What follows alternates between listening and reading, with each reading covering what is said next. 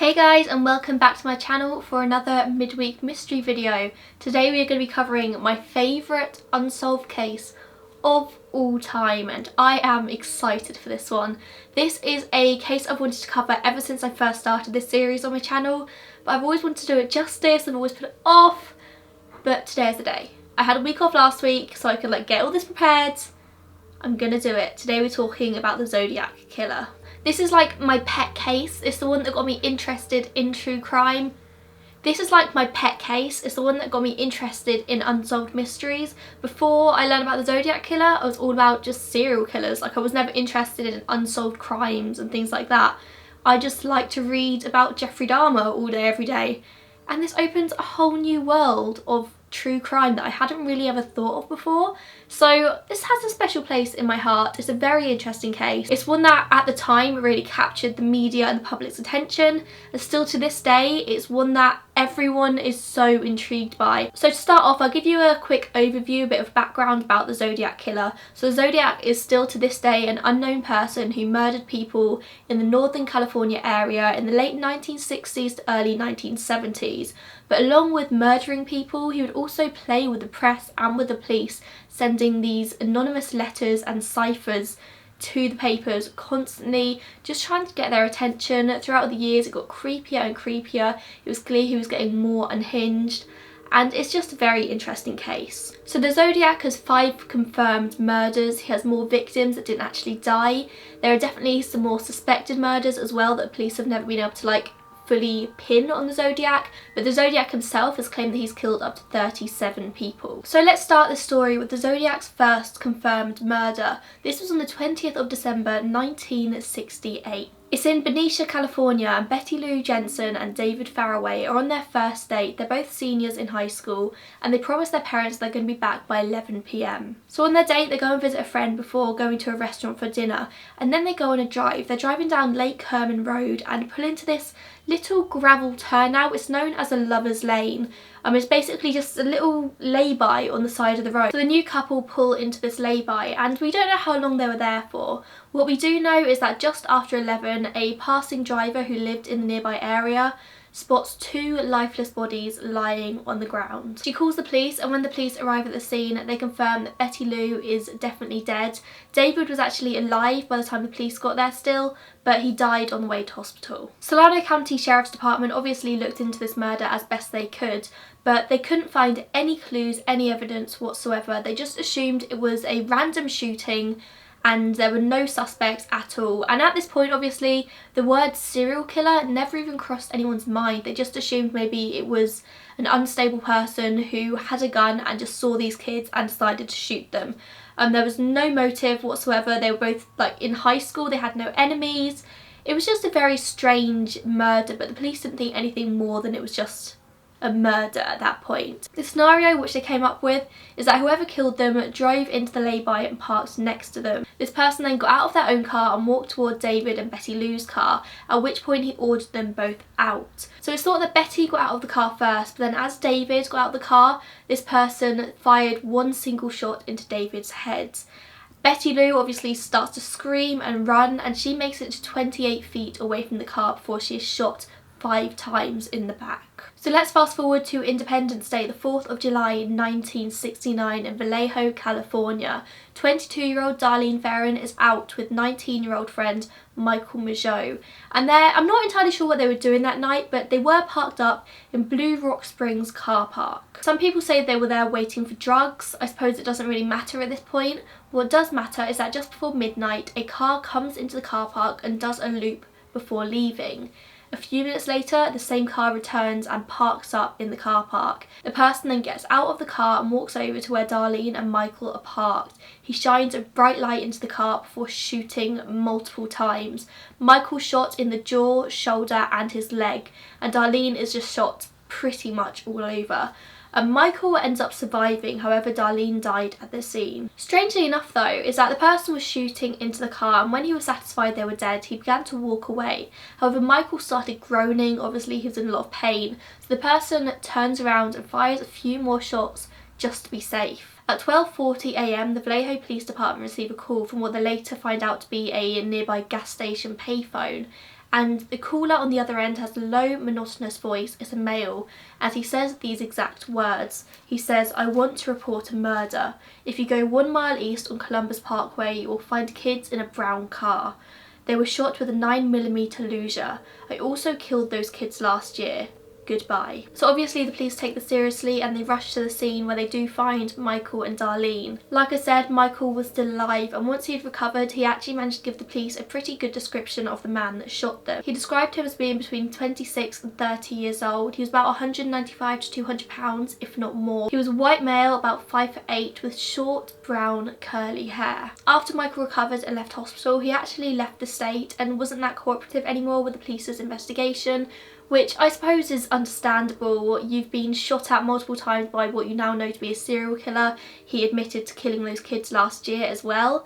So Michael just kind of got out of there, and he didn't come back into the picture until many years later. Strangely enough, in the Darlene Ferrin case as well, about 90 minutes after she would have been shot, her husband Dean receives a phone call at home, and on the other end of the phone is a male just breathing heavily, and Dean didn't think much of it at the time because he didn't know that Darlene was dead. However, Dean's parents also received a very similar call, just a male breathing down the receiver.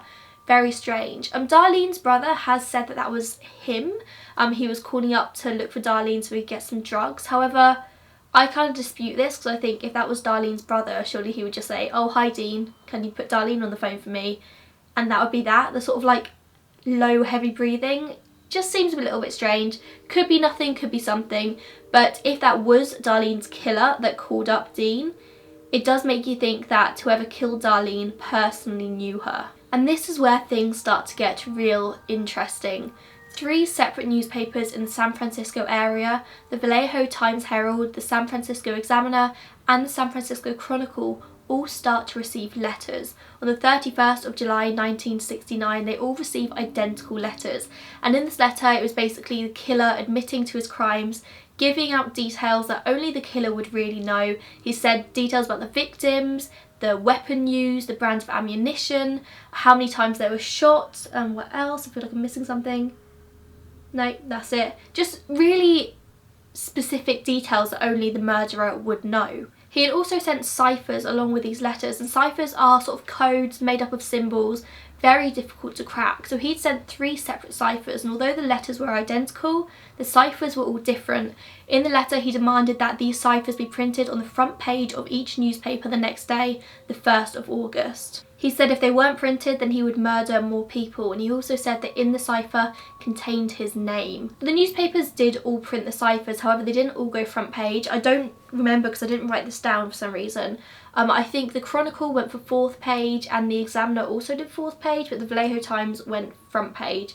But I might be wrong there. But I am pretty sure that only one of them actually went front page. And in the Examiner, along with the cipher, they also included a quote from the police chief at the time, saying that the police chief wasn't satisfied that this letter was actually from the killer.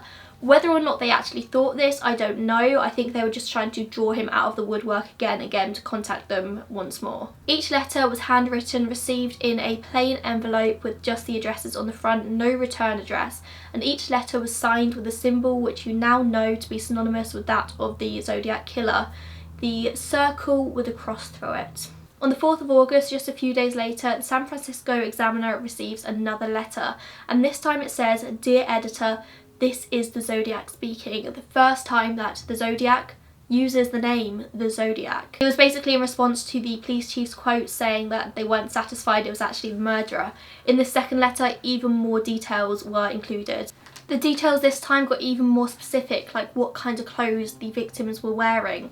They also said that once the code is cracked, they will have me. What the Zodiac didn't know at this point was that the code was actually very close to being cracked. A school teacher and his wife, Donald and Betty Harden, were amateur cryptographers, and they were working hard to figure out what this code was. By the 8th of August they had it, and it was all down to Betty that they managed to figure out what it said. She knew that whoever was writing the cipher would refer to killing and the word kill quite a lot. So she started looking for double letters. That's how she started, and she also knew that it was very likely that it would start with the letter I, because clearly this person liked attention, and she was right on both those hunches. That is how they managed to crack this code, and this is what the code said. Now, it's worth bearing in mind that the code It's very misspelled in places. A lot of the Zodiac's letters are very misspelled, although it's easy to think of this person as a genius because he's managed to evade sort of police and authorities all these years. He wasn't a genius in the typical sense because his spelling is atrocious. What I'm going to do is in the first line of the description down below, I'm going to include a link to a Wikipedia article. In this article is every single letter that the Zodiac sent, both pictures and sort of a transcript of it as well. It's definitely worth going to read that. I am going to include like excerpts from most of the letters and sort of talk about them. But if I read out every letter in this video, this could be hours long. So what I'm going to do is, could be worth getting that up, and as I reference these letters, give them a read. But I am going to read out to you first of all this, where is it? This cipher and what it actually translated to. I like killing people because it is so much fun. It is more fun than killing wild game in the forest because man is the most dangerous animal of all. To kill something gives me the most thrilling experience. It is even better than getting your rocks off with a girl. The best part of it is that when I die, I'll be reborn in paradise and they have killed will become my slaves. I will not give you my name because you will try to slow down or stop my collecting of slaves for the afterlife. And then at the end there's 18 letters which have never been determined. I don't know if actually means anything.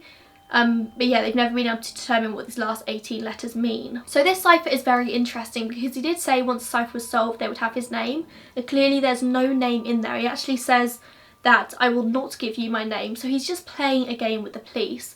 He also references The Most Dangerous Animal of All, which is a reference to a book called The Most Dangerous Game from 1924. The main protagonist would kidnap shipwrecked soldiers and then give them a knife and a 3-hour head start before going out and hunting them down because he got bored with hunting animals. And so this is a reference that this killer makes in the cipher. Probably wondering why that's so relevant now, but just hold on to that thought and we'll talk about that at the end. It's over a month until the next killing on the 27th of September 1969 in Lake Berryessa, California. It's a Saturday and 20-year-old Brian Hartnell and 22-year-old Celia Shepard are sunbathing on the shore of Lake Berryessa. Then a man appears with a gun and he spins this tale of how he's escaped from prison in Montana and needs their car and money so he can escape to Mexico. And Celia and Brian go along with it. They're like, you can have whatever you want, take the car, take the money. Not only is a man holding a gun at them and telling them he needs to steal their car, he's also wearing a very strange outfit. He's wearing kind of black executioner style hood, and on the bib of the hood is a sign, the sign of the Zodiac Killer. It's been stitched in white. This man throws Cecilia a pre-cut clothesline and tells her that she needs to tie Brian's hands behind his back. Once the killer is satisfied that the hands have been tied behind Brian's back, he goes and ties up Cecilia.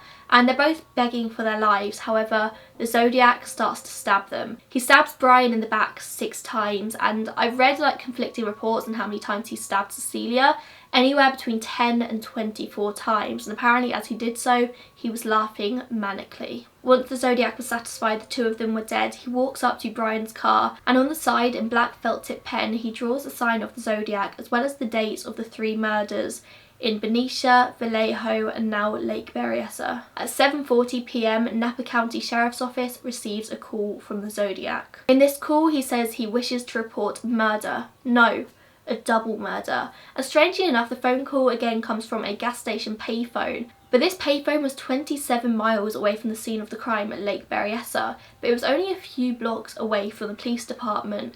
This sort of makes me think that this person liked the chase. He liked being so close to the police. He liked the fact that he could so easily be caught, but he knew he wouldn't be. By the time the police get to the payphone, it's off the hook, but there's a damp palm print on the receiver, which I think they managed to take. Police rush to the scene at Lake Berryessa, but by the time they've got there, Cecilia and Brian have actually already been helped. A nearby dad with his son who were fishing heard Cecilia and David's cries for help and so rushed over and then got the park rangers. However, the park rangers actually kind of destroyed the crime scene. They like brushed everything into the picnic blanket. They just sort of didn't ruin everything. They were obviously trying to help Cecilia and Brian. But in terms of crime scene, it was pretty much useless by the time the police got there. Cecilia was actually still conscious by the time the police got there, and she managed to give the police a description of this man. She said that he was a white man, about 5'11", weighing more than 170 pounds. He had combed, greasy brown hair. They go to hospital and Cecilia sadly dies from her injuries 2 days later, but David survived. And although the crime scene was destroyed, the police did manage to find one very vital piece of evidence. They found a boot print, and this boot print was about size 10.5, and it was a very specific boot. It was a boot known as a wing walker. And wing walkers are, as you would guess from the name, shoes used to walk on the wings of planes. And they're very specifically only sold in military stores in which you need a military ID to buy from.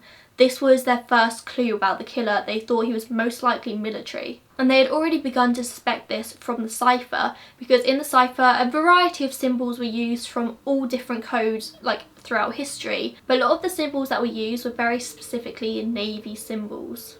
The next murder takes place very quickly after, on the 11th of October 1969. It takes place in Presidio Heights in San Francisco. A taxi driver called Paul Stein goes to pick up a passenger, and from Paul Stein's fare book it actually looks like he was meant to be going in a different direction into which he was actually driving. So we don't know if the killer who got in the car requested that he went in a different direction, but he should have gone up where he actually started to drive down.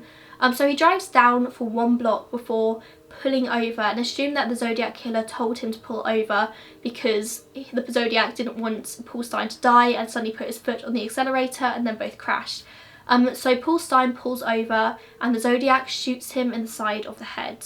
And he doesn't just leave it there, he takes Paul's wallet and keys and then gets into the front passenger seat of the cab and cuts away a patch of Paul's shirt. So this was actually in a residential area in which this happened, and 3 teenagers who lived in a nearby house were looking out of their window to see what the commotion was and actually saw this happen. They saw Paul Stein get shot and they saw the Zodiac. Of course they called the police, and the police were there within a couple of minutes. There was a nearby patrol car anyway. And you may have already realised that Paul Stein was a very different attack to the other 3. The other 3 were all couples. They were a man and a woman, all in their early 20s. However, Paul Stein was a lone man, a taxi driver. This was very much different from the Zodiac's usual MO, and so at first the police did not think at all that it was anything to do with the Zodiac. They just assumed it was a random robbery. The police spoke to the 3 teenagers, who gave a very accurate description of the Zodiac. They said he was a white adult male, about 25 to 30 years old, about 5'8" to 5'9". They told the police this. However, the broadcast that went out on the police radio that night was a very different story. In the police broadcast, it was said that it was an African American male, and so therefore the police in the area weren't looking for a 25 to 30-year-old white male.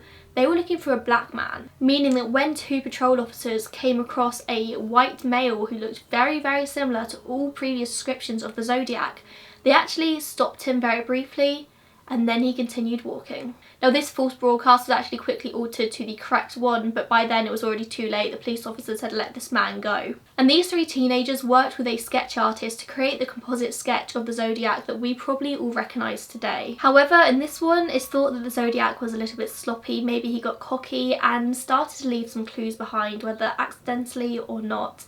In the taxi they found a pair of male black leather gloves in size 7, and they're actually found on the front passenger seat of the car. Now obviously it's not known if these gloves ever actually belonged to the Zodiac or of a different passenger in the taxi earlier. They definitely didn't belong to Paul Stein, but the question is, how did they get in the front seat? Because we already know that the Zodiac climbed into the front seat to cut Paul's shirt, and it's thought that he left them there, whether on purpose or not. There's also a fingerprint found in the blood, which has always been thought of as to be the Zodiac's. However, there's no 100% confirmation that this is definitely the Zodiac's fingerprint. All it takes is for maybe a police officer to accidentally touch the scene and that is ruined. But they do have this fingerprint, which for all these years has been assumed to be the Zodiac. They've never been able to find out who it belongs to. On the 14th of October, the police receive a letter, and in this letter is a piece of Paul Stein's blood-stained shirt. The letter reads, "This is the Zodiac speaking. I am the murderer of the taxi driver over by Washington Street and Maple Street last night. To prove this, here is a blood-stained piece of his shirt. I am the same man who did in the people in the North Bay area. The San Francisco police could have caught me last night if they had searched the park properly, instead of holding races with their motorcycles, seeing who could make the most noise. The car drivers should have just parked their cars and sat there quietly waiting for me to come out of cover. School children make nice targets. I think I shall wipe out a school bus some morning. Just shoot out the front tyre and then pick off the kiddies as they come bouncing out." And then, as always, is signed with the mark of the Zodiac Killer. On the 20th of October 1969, it's 2 p.m. and somebody calls the Oakland PD claiming to be the Zodiac. He demands that one of two prominent lawyers in the area at the time, F. Lee Bailey or Melvin Belli, appear on a local TV show to speak to him. The TV show he wanted them to appear on was AM San Francisco. Melvin Belli agrees to appear on this show. Throughout the show there are 54 calls and they basically say for nobody else to ring in, no public, they're just wanting to talk to the Zodiac. So they get 54 calls. It's basically the Zodiac calling, speaking, hanging up, sometimes he's just breathing down the phone. It's all very strange. I'm also going to include in the description box a link to a YouTube video, which is basically the link to this episode of AM San Francisco. They ask the Zodiac multiple questions. Zodiac says he wants to be referred to as Sam, and the outcome of it is that Sam agrees to meet Belli in Daly City on a specific day at a specific time. Of course, the Zodiac never shows up because it was later proven that the person calling wasn't the Zodiac. It was a person in a mental institution who is basically just calling up to mess with the police. Later that year, Melvin Belli actually receives his own letter from the Zodiac, and in the letter he's basically begging Belli to intercede and to help him. It says, "Please help me, I cannot remain in control much longer." And so the letters keep coming in, but the killings seem to stop. On November the 8th, the Chronicle receives another piece of Paul Stein's shirt, and there's another cipher. This time it's 340 symbols long. To this day, it has never been decoded. On the 9th, the longest letter ever appeared, 7 whole pages, and it basically spoke about how 2 policemen stopped him and spoke for 3 minutes after the Paul shooting. In it, he talked about how the police are wrong, they haven't got his fingerprints, they haven't got this, they haven't got that. It says, "The police shall never catch me because I have been too clever for them. 1, I look like the description passed out only when I do my thing. The rest of the time I look entirely different. I shall not tell you what my decise," which I think means description, consists of when I kill. Meaning that he's saying he wears a disguise when he murders people and therefore he looks nothing like that whatsoever. 2, as of yet I have left no fingerprint behind me, contrary to what the police say. In my killings I wear transparent fingertip guards. All it is 2 coats of airplane cement coated on my fingertips. Quite unnoticeable and very effective. 3, my killing tools have been bought in through the mail order outfits before the ban went into effect. Except one, and it was bought out of the state. So as you can see, the police don't have much to work on. If you wonder why I was wiping the cab down, I was leaving fake clues for the police to run all over town with. As one might say, I gave the cops some busy work to do to keep them happy. I didn't actually mention what he's referencing in this last point. In this last point, he's referencing the fact that whoever killed Paul actually wiped down the passenger side door afterwards to get rid of any clues, any DNA. And in this, the letters start to get more and more unhinged. He's sending bomb threats, threatening to hurt school children and school buses. He's got like detailed diagrams of these bombs. He starts saying that he wants people to wear Zodiac buttons, similar to sort of like the Black Rights Movement buttons and women rights buttons. They were like very popular at that time, I think. So he wanted people to wear a Zodiac button so people would show their support for him. And he, in many of his letters, he keeps referencing this button. It's really, really strange. Let me get them up. This is Zodiac speaking, being that you will not wear some nice Zodiac buttons, how about wearing some nasty Zodiac buttons? Or any type of Zodiac button that you can think up. If you do not wear any type of Zodiac button, I shall, on top of everything else, torture all 13 of my slaves that I have waiting for me in paradise. This is the Zodiac speaking. I'm rather unhappy because you people will not wear some nice Zodiac buttons. So now I have a little list, starting with the woman and her baby that I gave a rather interesting ride for a couple of hours one evening a few months back. This is Zodiac speaking. I've become very upset with the people of San Francisco Bay Area. They have not complied with my wishes for them to wear some nice Zodiac buttons.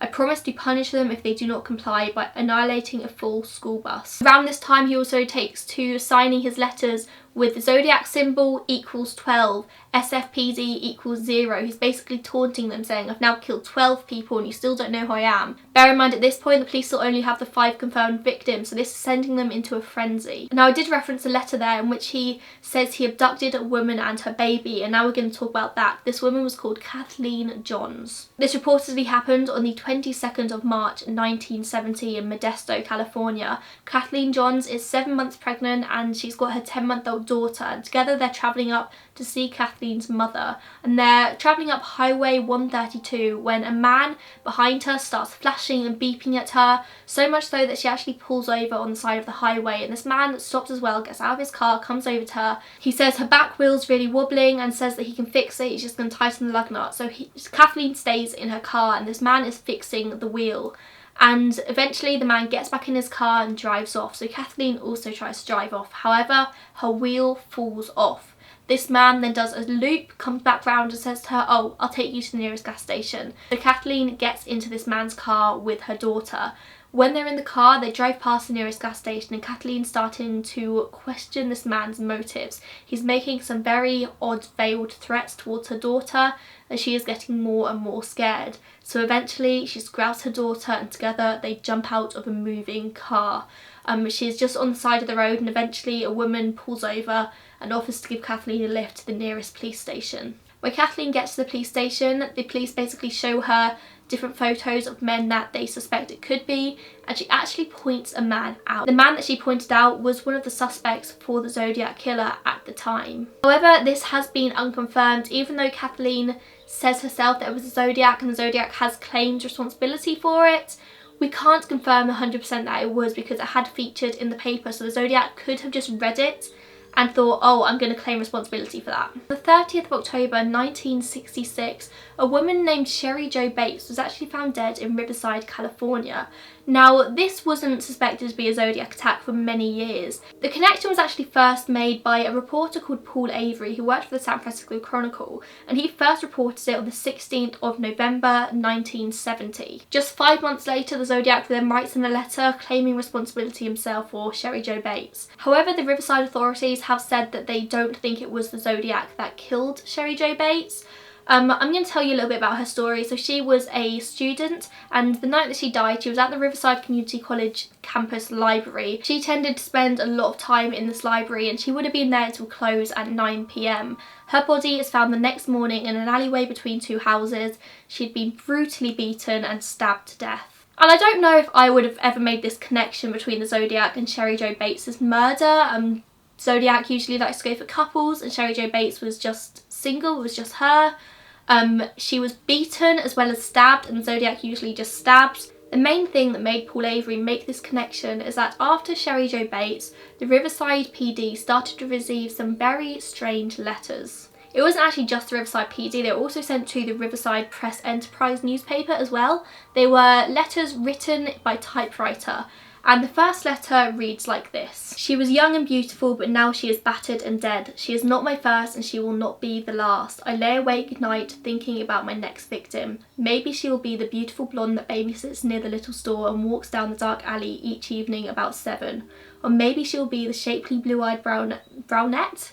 He's actually written brunette, not brunette, that said no when I asked her for a date in high school. But maybe it will not be either. I shall cut off her female parts and deposit them for the whole city to see, so don't make it easy for me. And he goes on, it's a very long letter. That is also featured as the first letter in the document down below. And it's this letter that very much has a Zodiac kind of ring to it. The threat that it's not the first, won't be the last. It's just a very creepy, threatening letter that definitely sounds like the Zodiac could have written it. But like I said, the Riverside PD do not believe that this was the Zodiac, even though he has come forward and admitted that it was. But at this point, who's to know what is actually true and what is not with the Zodiac? He clearly likes the attention. Another connection was made in 1972 to another murder that definitely fits the MO of the Zodiac Killer this time. This is Robert Domingos and his fiancée Linda Edwards. They'd gone to Garriotta State Park in California to do some sunbathing and they never returned home. When they didn't return home, Robert's father knows it's a little bit strange, so goes to look for them. He knows where they are. When he arrives, he just finds their bodies. Their bodies have been tied and put into a crumbling shack and they've been shot to death. Robert had 11 bullets in him and Linda had 9. The ammunition used in this murder was the exact same as the ammunition used in the Lake Herman murders. This took place in 1963, so it was many years before the Zodiac starts claiming responsibility for his murders. This is a little bit different from the other murders in that he actually tried to, or whoever did it, tried to hide their crime. There was actually evidence to suggest that they had tried to burn the bodies but it hadn't worked. so they'd been put inside this crumbling ruined shack, which doesn't quite fit the Zodiac as we know him in the late 60s and early 70s. But if it was a Zodiac at this point, it's very possible that he just hadn't found his MO at that time. Another murder that Zodiac seems to take responsibility for is that of Donna Lass. Donna worked as a nurse at a hotel, and she left work on the 6th of September 1970 about 2 AM, and she has never been seen since. However, later that same day, her boss received a call from a strange male saying that Donna had to leave town due to a family emergency. They've never been able to find out who this man is, and they've never found Donna's body, but the Zodiac has claimed responsibility for this. Again, I kind of dispute this because the Zodiac likes his bodies to be found. He's never really gone to any effort to hide his bodies. He actually wants the police to find them. And this would have been in the middle of his spree as well in 1970, so I do find it unlikely that he would have murdered Donna and hidden her body. I think he would just likely left it. So for that reason, I do think this is just another one that Zodiac's claiming but didn't actually do.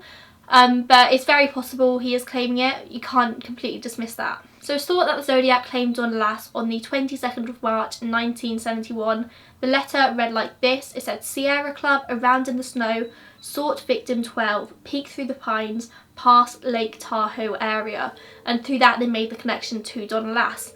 After that letter, the Zodiac goes silent for nearly 3 years. There was a letter received in this 3 years. It was actually received by the Albany Times-Union paper, which is all the way the other side of the country in New York State.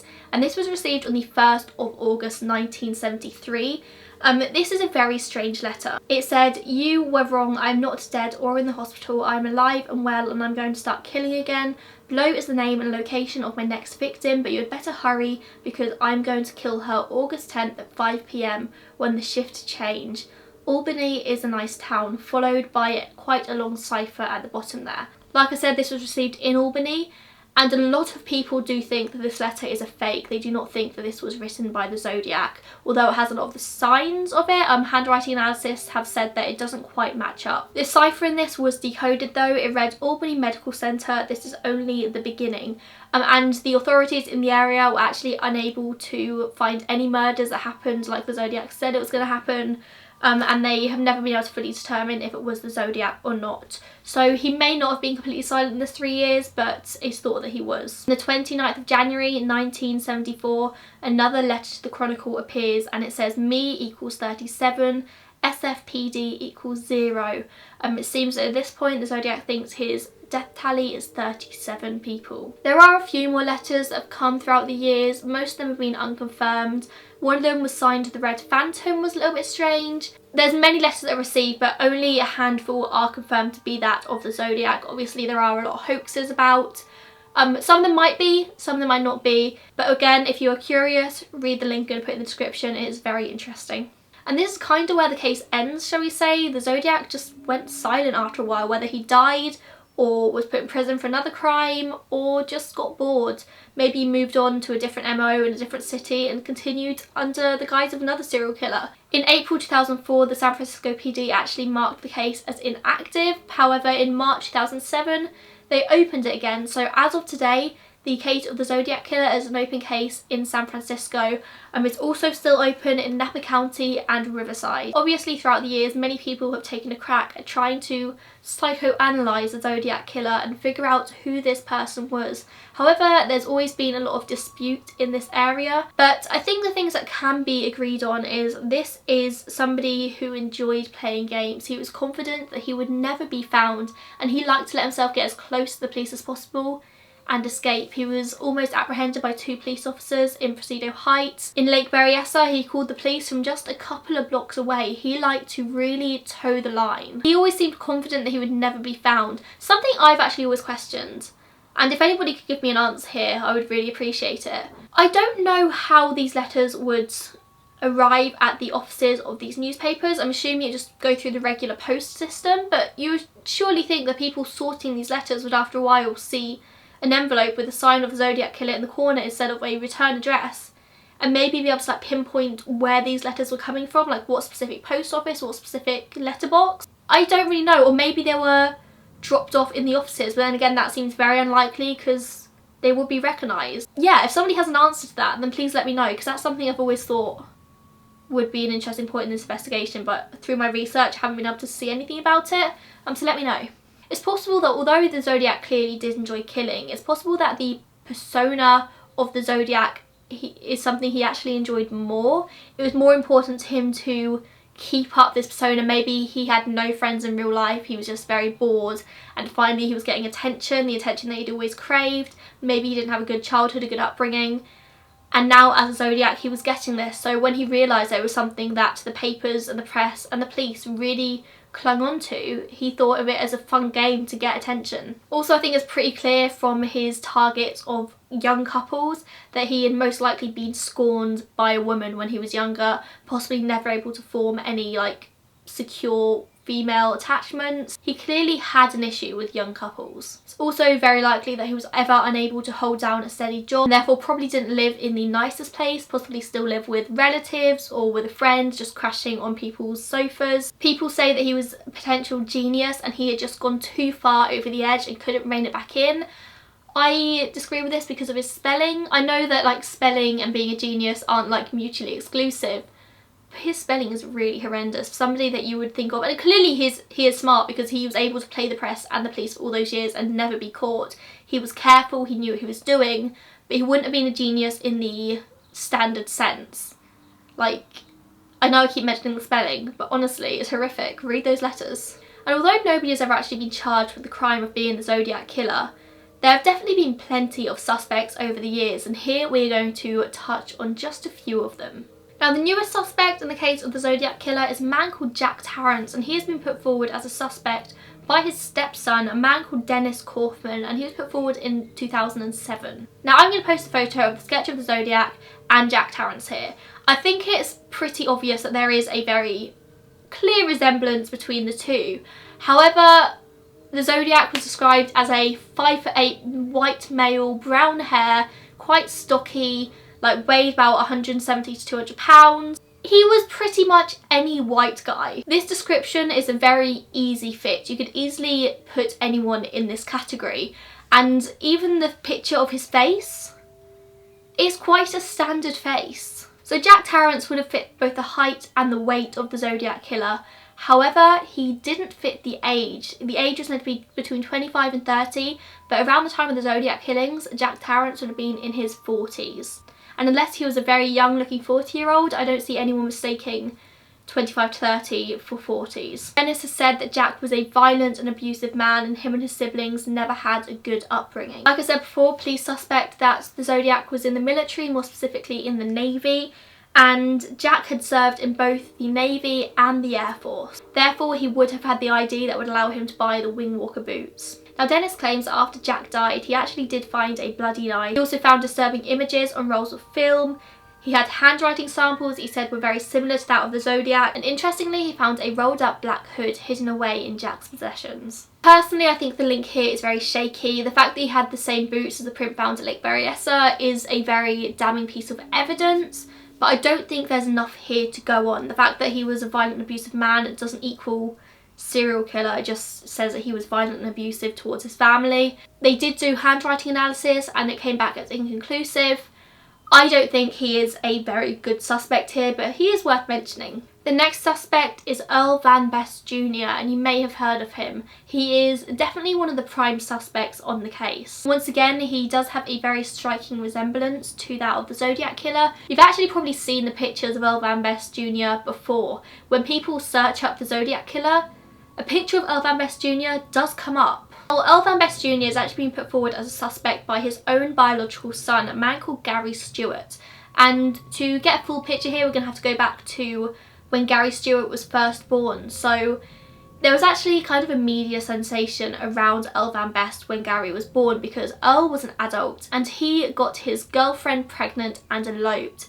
Problem being is at the time his girlfriend was just 13. When she was 14, Judy, Gary's mum, gave birth to Gary, and Earl actually ended up just abandoning the baby because they couldn't look after it. And from what I've read, he just abandoned the baby in a house and just left him. I'm not 100% sure how correct that is, but that is definitely what I read a couple of times. He actually ended up going to prison for statutory rape, and yeah, he wasn't the best. But apart from the fact that he just wasn't a great person in general, there are many other things that point to him being the Zodiac Killer. Gary Stewart's actually written a whole book, and he's named the book The Most Dangerous Animal of All, which I'm actually really intrigued to read. I haven't read it yet because I wanted this video to remain completely impartial, but I think after this I'm definitely going to get that book and just read what Gary has to say. But from what I can gather, the general gist of it is that the Zodiac claimed that if the police cracked the first cipher, they would have his name. In the cipher, the letters EV, Earl Van, the word best and Junior, JR, can clearly be seen, which, although is very interesting, it's just circumstantial. Gary has also said that Earl's fingerprints would match those at the scene of Paul Stein's murder.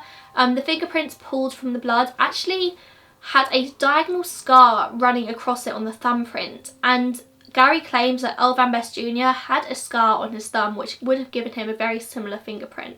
There's one letter in which the Zodiac has written "My name is," followed by a 13-letter cipher. And the 13 letters in the cipher would match up with the 13 letters in Earl Van Best Jr.'s name. Gary also claims that Earl's time in and out of jail, because he spent a lot of time in and out of jail in his life, like exactly match up with the time that the Zodiac sent those letters. And he has also said that the handwriting matches. Gary said that he's got his own handwriting experts, which say conclusively that Earl Van Best's handwriting is that of the Zodiac Killer. However, I wouldn't trust this until the police can confirm. Now, Gary has said that if the police were to test Earl's DNA against that of the Zodiac, it would definitely be a match. However, the police have never tested it. Gary has said that this is because it would cause shame for the police department, because one of the lead homicide detectives at the time on the Zodiac killing is actually now married to his biological mother, Judy, and he said that they're just trying to cover everything up. I think Gary definitely does make some good points. Whether he's just trying to make things fit or not, I don't know. I would be very intrigued to see what would happen if the police did test Earl's DNA against that of the Zodiac. They do have DNA, but there's no confirmation that it is that of the Zodiac. In 2002, they actually managed to pull DNA off the back of a stamp that the Zodiac would have licked, but who is to say that the Zodiac would have licked his own stamp? You would think he would, but this is a person who is clearly doing everything he can to deceive the police. It's not out of the ordinary to think he could have got somebody else to lick the stamp. Louis Joseph Myers, or is it Louis? I just suddenly thought maybe it's Louis. I don't know, I'm going to say Louis, but it might be Louis. Louis Joseph Myers, in 2014, a man called Randy Kennedy comes forward claiming that his good friend Louis claimed to be the Zodiac Killer. Randy said that Louis died in 2002 and he made this claim to him on his deathbed, but for some reason it took Randy 12 years to come forward with this information. According to Randy, Louis started the murder spree aged just 17, and he targeted couples due to the fact that he had a broken heart. He'd been rejected by a girl. Louis lived in Vallejo from 1965 to 1971, and he actually went to high school with Betty Lou and David, who were the first murders. He also worked where Darlene Ferrin worked, at an IHOP. And he worked a military surplus store where he would have had access to boots such as wingwalkers. Randy claimed that Louis was sent away with the military from 1971 to 1973, in which time the Zodiac went quiet. Apparently Louis also confessed to a different friend when he was younger that he was the Zodiac Killer, but the friend never said anything. But also at the same time, Louis looked nothing like the sketch of the Zodiac Killer, and if the Zodiac was the one who killed Robert Domingos and Linda Edwards in 1963, Louis would only have been 10 at that time, and therefore it wouldn't have been possible. For a lot of people, and the next one I'm going to talk about is a definite good suspect for the Zodiac Killer, a man called Lawrence Kane. Now, Lawrence Kane suffered from brain damage. He was in a serious car crash in 1962. Doctors said afterwards that Lawrence had completely lost his ability to control his urges for self-gratification. Therefore, he was arrested many times over the years for being a peeping Tom. However, does being a peeping Tom equal Zodiac Killer? If he was careless enough to get caught for being a peeping Tom, does this really match up with how sly and cunning the Zodiac Killer was? But there are many things that do add up to Lawrence being the Zodiac Killer. He had a brief time in the Army Reserves, therefore he would have had access to military things and would have learnt stuff about the Navy. The 13 symbol name cipher actually has the word Kane in it. It also has 3 symbols of 8, and 8 plus 8 plus 8 equals 24, and he would have been born in 1924. Again, all circumstantial. However, a woman named Pam Huckabee, the sister of Darlene, actually claimed that Lawrence Kane was stalking her sister for many months before she died. And remember earlier when I said Kathleen Johns picked out a man in a lineup as the person who abducted her? The man she picked out was Lawrence Kane. He lived just around the corner, just a 6-minute walk from where Paul Stine died, and strangely enough as well, he moved to Lake Tahoe and he worked in the same hotel that Donna Lass worked. However, again, he would have been 45 years old-ish when the Zodiac was at his height, which doesn't really match up with the descriptions of him being 25 to 30 years old. But he did live very close to a lot of the murders. There's a lot of strange connections here with a lot of the people that died, and apparently he had a very similar car to that of the Zodiac as well. Another one, Richard Gajkowski. Now we know that a couple of times the Zodiac called the police, he called 911. Now the woman who spoke with him on dispatch has actually said that the voice she spoke to is that of Richard Gajkowski. Apparently he had a very distinctive, low, monotonous voice that you could spot a mile away. There's a lot of strange circumstances around Richard Gajkowski. He was in the military, however we don't know anything about his time in the military because all of his records were actually burnt in a fire. In 1965 he was actually arrested for a traffic citation, and his mugshot does match the sketch of the Zodiac Killer.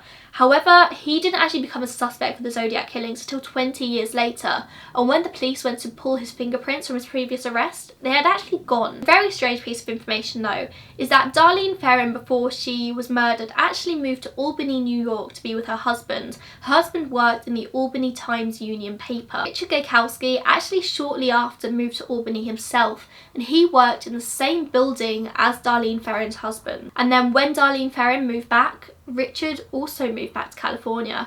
And now I'm not sure if Richard actually knew Darlene or if that's all a coincidence, but it's definitely very strange. Now, and also remember that the Albany Times-Union is a newspaper that received a letter from the Zodiac. Richard was also a member of a very strange group. It was anti-police, pro-violent, and they wrote a newspaper that they called the Good Times. Good Times ran violent pieces of fiction which you could argue were blueprints for the murders of the Zodiac Killer. Now a new issue of Good Times would come out on a Wednesday, and strangely enough no letter was ever received from the Zodiac on a Wednesday, because on a Tuesday everyone who worked for the Good Times would be really trying to get the newspaper out on time, meaning that maybe the Zodiac wouldn't have time to write a letter and post it for it to arrive at the newspapers on a Wednesday. Now the Good Times switchboard was actually located only a few meters from Paul Stine's house. And Gajkowski actually attended Paul Stine's funeral, and people noticed that he was there because nobody knew who this man was. He often shortened his name to Dyke Gike. Dyke being short for Richard and Gike being short for Gajkowski. He would spell it multiple ways: G-Y-K-E, G-A-I-K, G-I-K-E. But in one of the ciphers, the word Gike, G-Y-K-E, can clearly be seen. In March of 1971, Gajkowski apparently absolutely goes berserk, just loses his mind,